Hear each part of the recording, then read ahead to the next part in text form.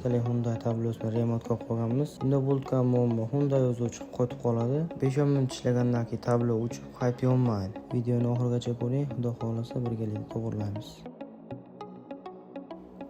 Programma qilgan pamitni ko'tarib oldim.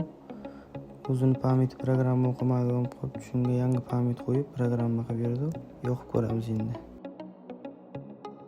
Mana ko'rib turibsizlar, programma o'qidi. 5-4 minut turgandan keyin lipillab o'chib qolibdi. Bu muammo protsessordan bo'ladi. Xudo xolasa protsessorlarni ko'tarib, birgalikda muammoni hal qilamiz. Protsessor operatsiyaga tayyor. Aylan atrofini farzandlar olganmiz. Yonda zapchastlarga ziyon yetmasligi uchun protsessor oyoqlarini chiqarib oldi, chiroyli qilib. Videoni ko'p joyini qo'ya olmay qoldi, cho'zilib ketib qolar ekan.